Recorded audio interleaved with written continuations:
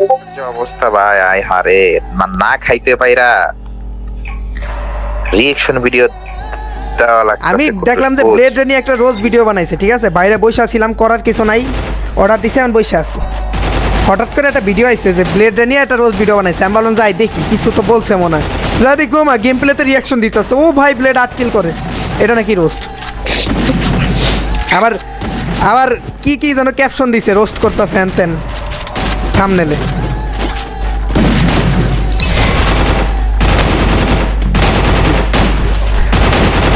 তোমাদের ভাই অন্য প্লেয়ার ভালো লাগতে পারে, লাগতে দাও, অ্যাটলিস্ট কম্পেয়ার করতে আইফোন।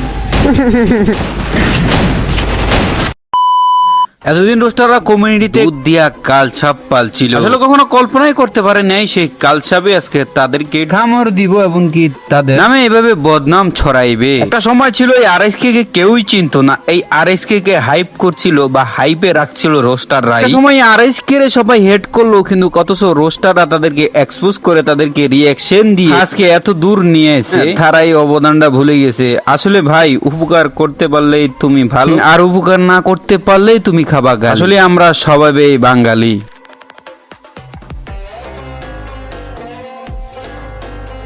রিসেন্টলি তোমরা তো জানো কুট্টুসটা লাইভে আরএসকে এর সকল মেম্বারদের সামনে আরএসকে কুট্টুস এবং আরএসকে নেজাত কিভাবে রোস্টারদেরকে অপমান করে। বিষয়টা হয়তো তোমাদের কাছে ছোট লাগতে পারে, কিন্তু একটা রোস্টারের কাছে এটা খুবই বড় লাগতে পারে। কারণ ভাই, যাদেরকে ভালোবেসে যাদেরকে হাইপ তুলে আজকে বড় করেছি, তারাই যদি এমন করে তো খারাপ তো লাগবে। ভাই, রোস্টার মানেই তো গালি শোনা, হ্যাঁ ঠিক আছে, তবে যাদের জন্য ভালো করি তারাই যদি গালি দেয় তাহলে কেমনটাই না লাগে। মানলাম ভাই, রোস্টাররা হচ্ছে এক্সপোজের জায়গায় তোমাদেরকে রিঅ্যাকশনই দিল, তো সেটা নিয়ে রোস্টারদের বাতের সম্পর্কের সাথে বিশেষ করে ভাই 17,000 এই ইউটিউব চ্যানেলে এখন পর্যন্ত $1 ইনকাম করি, আর অথচ তারা বলতেছে নাকি আমরা তাদেরকে রিঅ্যাকশন দিয়ে আমাদের পেটে ভাত। ভাই, এক আঙ্গুলটা তোমাদের দিকে তুলো, তারপর হচ্ছে আমাদেরকে বইলো তোমাদের কারণে আমাদের পেট চলে। আসলে ভাই, কমিউনিটিতে এত এত রোস্টার, কোন রোস্টারকেই দেখি নাই আরএসকে কে নিয়ে ওইভাবে খারাপ মন্তব্য করতো বা ওইভাবে রোস্ট করতো। কারণ ভাই, তারা আসলে ভালো খেলে, তাদের এই খেলাকেই আমরা রিঅ্যাকশন বা এক্সপোজের মাধ্যমে তোমাদের সবাই বুঝিয়ে দিয়েছি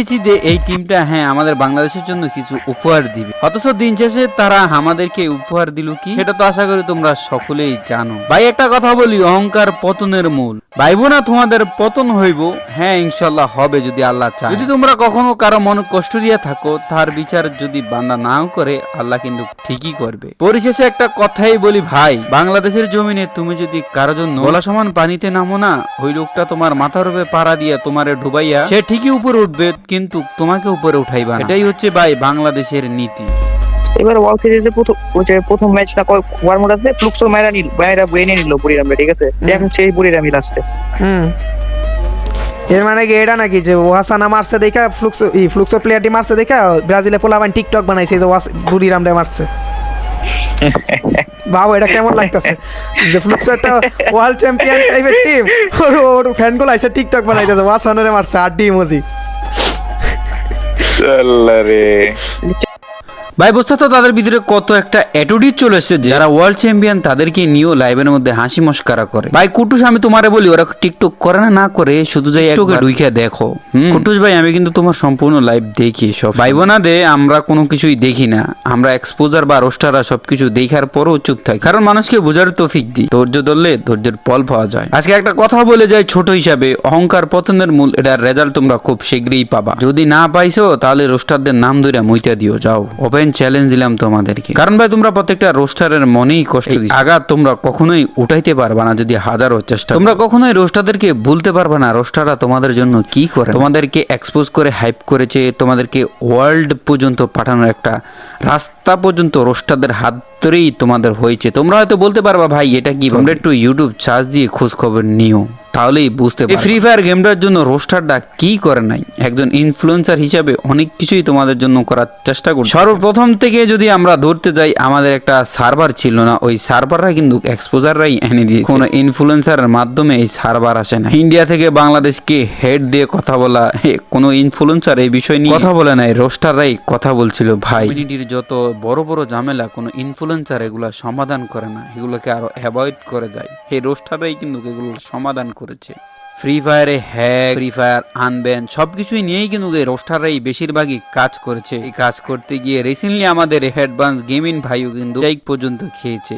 ব্ল্যাক সাকিব, তারপর হচ্ছে এসটিসি এম্পায়ার, মুকুল ভাই, আর সবচেয়ে বড় রোস্টার সাদিকুল ভাইয়ের কথা কি বল, না বললেই নাই, একটু কমই হয়ে যায়। যাই হোক, জাস্ট তোমাদের একটু স্মরণ করে দিলাম, তোমরা আসলে খাদেরকে নিয়ে কথা বলতে, কথা বলা উচিত।